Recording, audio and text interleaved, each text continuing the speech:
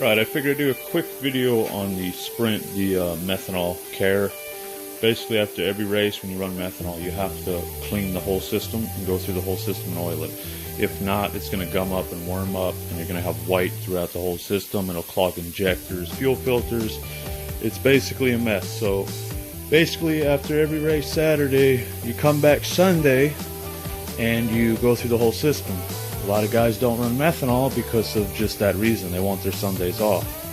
Well, I like the engine performance I get from the methanol. It runs the engine cooler. It's also a power increase. That, and it's a cleaner burning fuel, so the engine stays cleaner. So basically what I do is, come the next day, is I run the car out of fuel. Okay, I shut my main fuel switch off in the back of the bladder. Then I disconnect all my lines from my fuel rail, my injectors, my hat, undo the pressure regulator, my return lines, back to there. I undo my feed line to my fuel pump. So basically what I do now is I get some fuel lube, fuel system lube. In this case I run the Hyper Racing fuel system lube because most of the components in the injection system are Hyper Racing. So they're anodized fuel rail, their injectors and all that. It's got the bigger aftermarket Bosch injectors. So basically what I do is take some fuel lube, disconnect all my lines, I'll put it on the back side of the fuel pump, I'll turn the ignition on, and then I'll add the fuel lube, put it into the back there, and I'll turn the fuel pump on, let the fuel pump run, and I'll push compressed air into the back of the fuel pump and push that lube all the way through.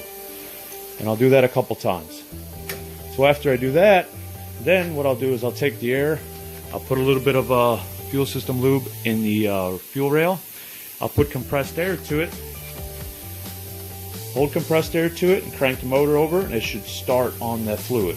And once it starts on the fluid, I'll keep cranking a little bit like that, get the injectors to fire off, and then it'll lube the whole system, all the injectors and everything. Okay, so now basically what I'm going to do is I'm going to show you what I do. Now with methanol you usually want to wear a pair of gloves or something like that. I also do have a tank of water here, because you are going to spill a little bit of methanol. You don't want to let methanol get everywhere and then start the thing up, and next thing you know, exposed flame and the whole thing goes up. Water will disperse a portion of the methanol and dilute it to a certain extent. So what I'll do is turn the ignition on, put my fuel lube in. This is going to fire back at you, so I pressurize the rail and then crank it.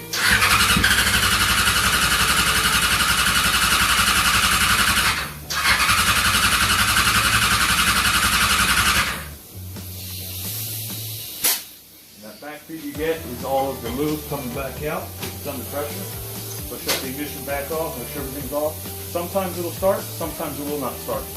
It'll sometimes start with a little bit of methanol in there, so I'll keep trying to start it until it don't start no more, and then I get enough lube inside the injectors, through the injectors, into the cylinder, stuff like that.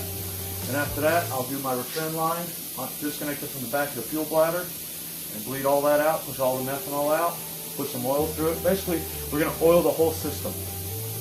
We don't want it to get crudded up with white worm, as they call it, or just dried methanol. It's like a terrible powder. It like crusts up everything. So it'll restrict a bunch of fuel lines, and that's not what you want.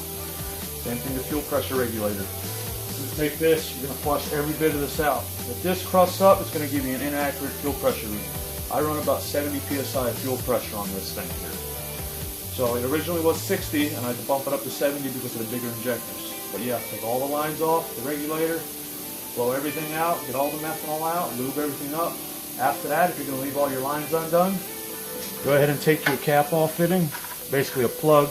Take your plug, stick it in the end, so you keep moisture out of it. In my case, I blow everything out, and then I reconnect all the lines, and I just make sure my fuel cells shut off from the rest of the system. But that's basically it as far as bleeding the methanol out and taking care of the system, besides like changing your oil and stuff like that. And oil you want to change, in my opinion, every 1 or 2 races. I'm not saying much considering I just popped the motor, but that wasn't necessarily an oil related issue. It was more of an over revving issue. So every 2 races you want to change the oil. The methanol does pull water into the oil. So you want to change the oil. Basically, methanol in general it's quite maintenance expensive. If this was a gasoline system or a race fuel system, you know, It's basically not a lot of maintenance to it. You start it up, it runs, okay, shut it off. Yeah, you still got to clean fuel filters every now and then, but it doesn't gunk up like the methanol does. But that's pretty much it. From bladder all the way up to injection, then return, clean everything out. Fuel filters, every season, go through them, clean them all out, replace the elements. If not, you can have them ultrasonic clean.